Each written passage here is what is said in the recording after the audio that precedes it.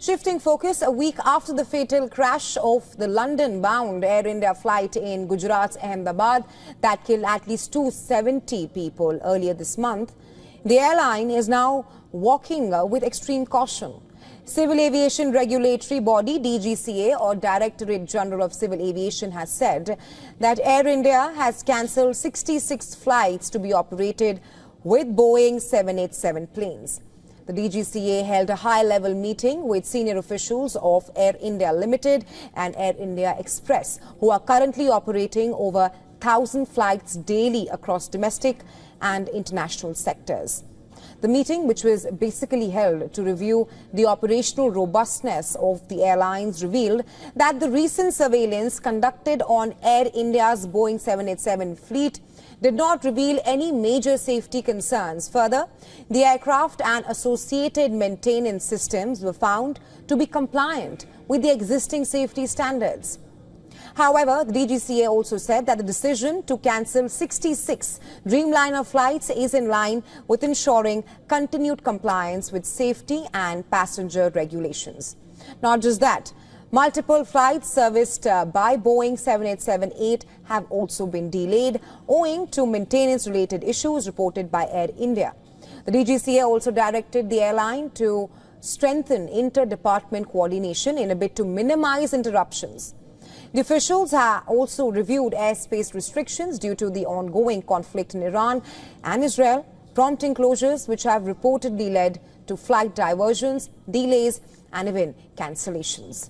Over the past few days, several instances of disruptions in Air India flights have been reported, the very latest being a massive volcanic eruption in Indonesia impacting several flights, including an Air India flight en route from Delhi to Bali, which was reportedly forced to return mid-air as a safety precaution. Just yesterday, another Air India aircraft scheduled to operate the first London-bound flight from Ahmedabad since last week's crash failed to take off due to a technical snag. And the list goes on. The recent spate of events have only triggered widespread anxiety and concern among passengers, and rightfully so, considering the sensitivity of the situation in hand, one that warrants better regulations and strategies and stricter protocols from the airline and the management in a bid to ensure complete passenger safety. Pakistan Army Chief General Asim Munir is scheduled to meet with US President Donald Trump at the White House in a short while from now, even as his under-wraps visit is already under intense scrutiny now. Overseas Pakistanis, especially supporters of the former Pakistan Prime Minister Imran Khan, launched demonstrations against him.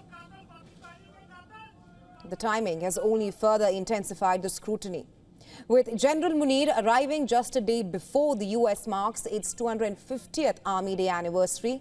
Some media outlets thought that he might attend the military celebrations.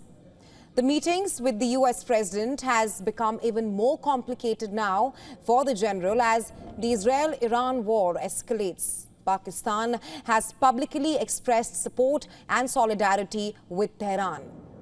The country's foreign minister, Ishaq Dar, recently made a formal declaration of Pakistan's support for Iran. And then, Pakistan's defense minister, Khwaja Asif, condemned Israel's actions and urged Muslim majority nations to convene an emergency session of the Organization of Islamic Cooperation. Khwaja Asif had also dismissed claims by an Iranian general, Mohsen Rezai.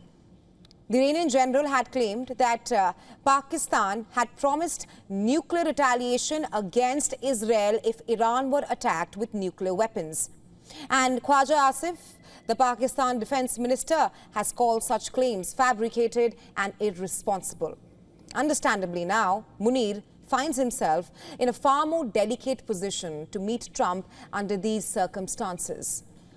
But what stands out amid all of this is the fact that Trump is choosing to meet Pakistan's army chief instead of the country's civilian leadership. While Pakistani military generals like Ayub Khan, Zia-ul Haq and Parvez Musharraf have interacted with American presidents in the past, Those meetings occurred after they had seized political power in Pakistan.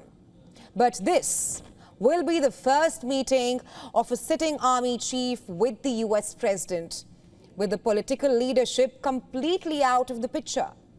Now, the only one that comes to this close was the meeting of the former US President Barack Obama in 2010 with Pakistan General Ashfaq Parvez Kiani, which was on the sidelines of the US-Pak counter-terrorism dialogue.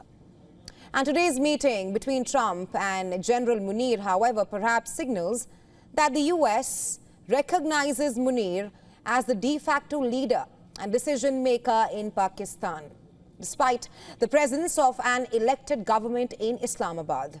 Officially, there is no declared agenda for the Trump-Munir lunch. However, watchers say Trump could use this meeting as an opportunity to warn Munir from offering any military or logistical support to Iran during its war with Israel. Washington may also try to push Islamabad to isolate Iran diplomatically, especially within forums that matter in the Islamic world.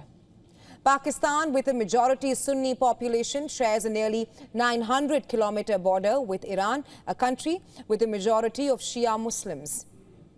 Now, the relationship between the two neighbors, Pakistan and Iran, has been complex. In January last year, Iranian forces launched missile strikes inside Pakistan's Balochistan province, targeting what they claimed was a separatist group. Iran later announced plans to seal the border with Pakistan by building a wall to counter cross-border terrorism. Another issue that could surface during the meeting involves the use of American-supplied F-16 fighter jets by Pakistan during the recent conflict with India. It was reported that an F-16 jet was downed during the Indian strikes on Pakistan terror bases. US regulations prohibit Pakistan from using F-16 in any conflict, and these jets are restricted for counter-terrorism operations only. And Washington may rather assert that policy directly to General Munir. Well, ahead of the meeting, President Trump said Munir was instrumental from the Pakistan side in stopping the war with India. He also credited Prime Minister Modi from India. Trump also claimed again that he had stopped the India-Pakistan war. Now, this bizarre trip vis-a-vis India-Pak triumphalism over facts goes hand in hand with the US president's keenness for a Nobel Peace Prize. His Nobel obsession is well documented, with frequent similar claims in the past as well. As the meeting unfolds behind closed doors, one thing remains clear. Pakistan may be publicly backing Iran, but the rhetoric on Israel has clearly fallen on its face, and Munir and the government will have to do much of the answering back home as it meets Tehran's #1 enemy's closest ally, the United States of America. Well, in the world on edge, global markets are reflecting the chaos. Oil is on the boil, gold is glittering, and the US dollar is now slipping. The Israel-Iran war has reignited fears of a wider regional conflict. It's not just a political crisis, it's an economic shock, which is being felt across energy markets. And tonight on GRAVITAS, we decode how this war is impacting oil prices and why gold may soon become the world's ultimate safe haven. Crude oil has rallied by nearly 10% since Israel launched preemptive strikes on Iran last week. Markets are on edge. This isn't just another West Asia flare-up. This is a potential disruption to the very infrastructure that powers the global economy. Oil exports from West Asia, the volatility in crude markets is now higher than during Russia's invasion of Ukraine in 2022. Oil options markets are flashing red. Bets on Brent crude derivatives have spiked to record levels, indicating deep concern over tightening supply. Even more, telling oil options are more bullish now than they were in the early days of the Russia-Ukraine war.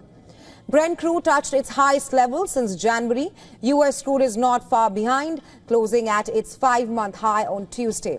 What's driving this rally? Not just the bombs falling in Iran, but also political statements with real economic impact. US President Donald Trump is now a viral post calling for Iran's unconditional surrender yesterday.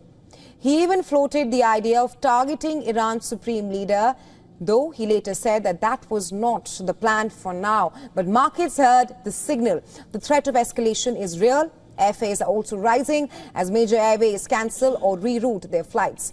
Aviation fuel is also sensitive to change in crude oil prices. That's just another reminder of how a conflict in one part of the world can impact daily lives for millions of people around the world. Well, as oil surges, another asset is making headlines. That is gold.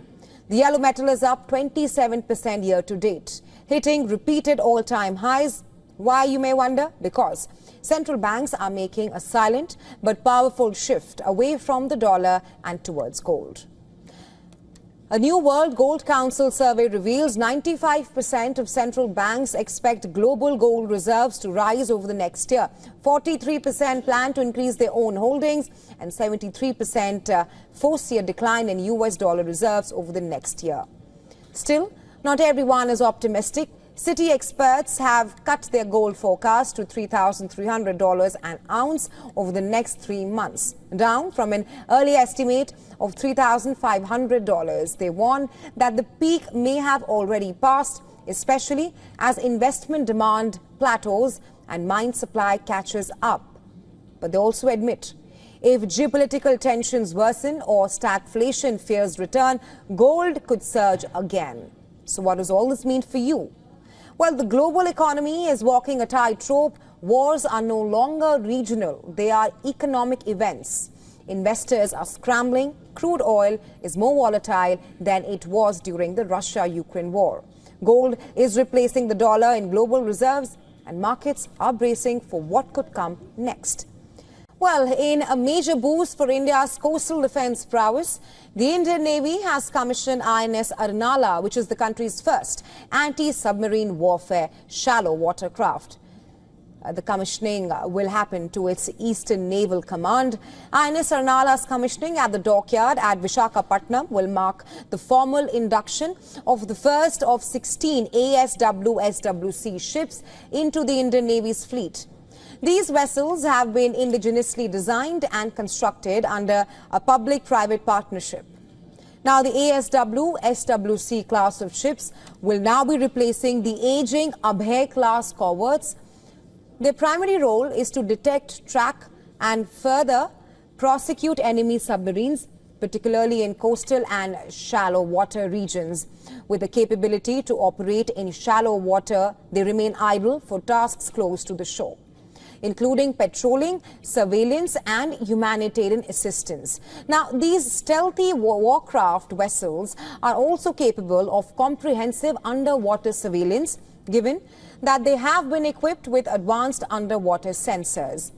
What makes these a critical offshore asset to India's Navy is that they enable countering of the growing subsurface threat in the Indian Ocean region, which majorly strengthens maritime security and contributes to regional stability. Now, ships like INS Arnala are also a testament of India's domestic development capabilities, underscoring the success of the Atmanirbhar Bharat initiative in the defense domain in India.